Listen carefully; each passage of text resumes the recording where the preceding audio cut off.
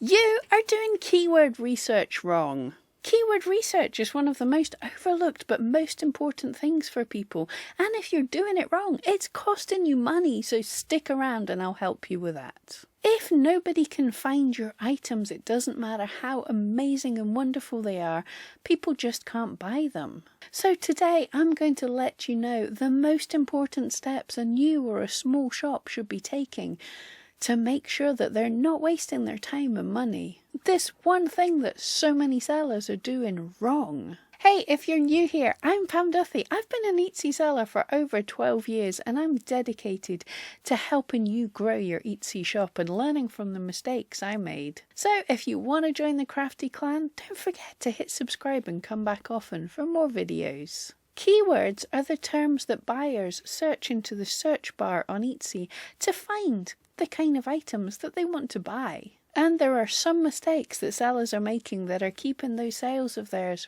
really low. I've got 5 tips here and you really want to hear number 5. That's the one that's going to save you money. Mistake number 1 is people are not thinking like a buyer.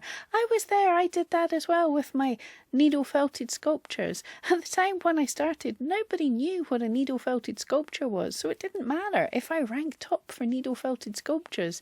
The only people that were searching were other needle felters. I had to think, what does a buyer want when they don't know about this method, but they're going to love my item when they see it. So that's personalised dog sculptures. Things like that, I had to think differently. The same, if you've got a beautiful process for making your jewellery, like the lost wax method, most buyers don't care what method it was made with. They care what it is, what the feeling it is, what it's made out of possibly. But there's another one. Sometimes buyers don't know what the stones are, they just like them. They like a certain colour. They're looking for a birthstone, but they don't know it was garnet or opal. They just need to know what the kind of colour, the feeling, the style is. That's not to say that you don't include these things ever, but they shouldn't be your superstar. They're not your main focus, at least initially, until you find out what it is that buyers are actually searching for. Mistake number 2 is they're just too competitive.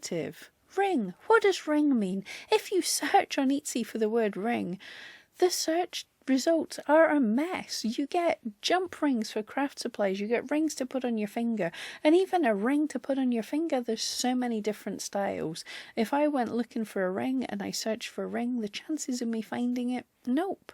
So even if you worked your backside off to try and get ranking for something like ring or gift for her or something like that, it's probably not going to help you if you're on the front page because the buyers don't understand what they want to buy yet. And not only that, but you're hitting a term that's so hard to rank for, you probably won't rank for it. So if you're not ranking, if you're not showing up in search for anything because you aimed way too high, nobody's going to see you. But on the flip side, there's number 3. You're just being too specific. This sort of ties into the others as well, talking about the method. But, for example, if you've made that wonderful bronze and opal steampunk engagement ring, there's going to be very, very few people that aren't me, for examples, searching for it. It's so niche that maybe only 2 people a year search for those terms. So if only 2 people a year are searching for that kind of thing, then you're not going to sell. You maybe want to look into opal engagement rings rather than focusing on the whole keyword in one chunk. Of course, those long tail keywords can be broken into shorter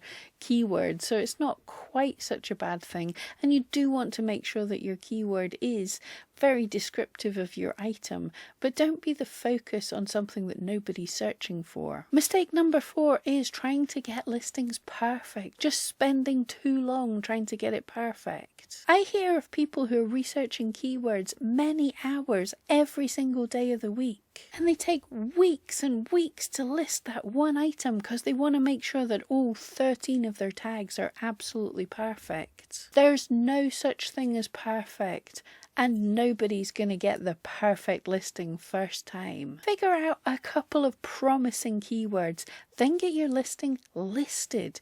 Throw in whatever tags you can think of for the extra. Don't focus on them too much, because if your listing isn't listed, it 100% cannot make any sales. So for most people, not all of their 13 tags are going to drive views and sales.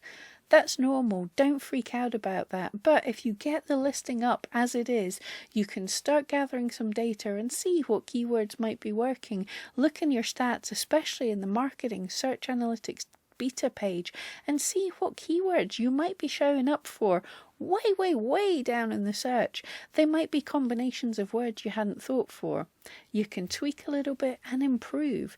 So rather than holding off and spending all that time, dive in there, spend 20 minutes, spend an hour doing some keyword research, create your listing, throw up what you're going to throw up, leave it for 30 days, get the stats and tweak it. And number 5, this is the big one that's going to save you money, so thumbs up if you like saving money. Number 5, the biggest mistake people make is making the listing and then trying to fit the keywords into it, trying to find keywords for something they've already made. I see people posting all the time saying, I've made this beautiful thing, what keywords should I be using? And what this says to me, what this shows is they had no plan in mind for their target when they were making the item.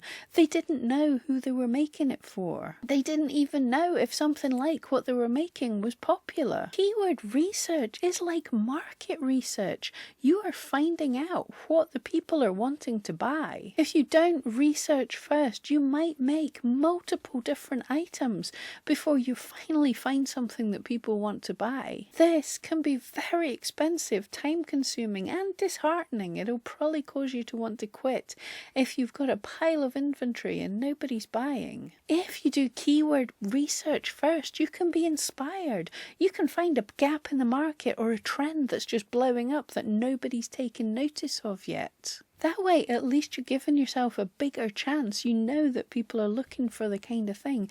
Obviously, you don't want to jump about through different things and say, oh, bookmarks are in trend just now, but now face masks and now other completely unrelated things. Look how it fits into your niche, but at least find out that people are looking for the type of thing you make before you make it. And it might be possible if you make dangle earrings and you find that just now nobody's actually searching for dangle earrings.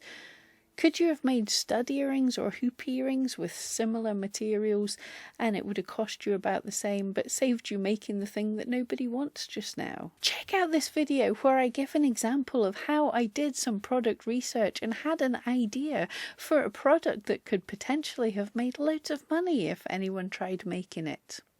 Thank you so much. See you next time.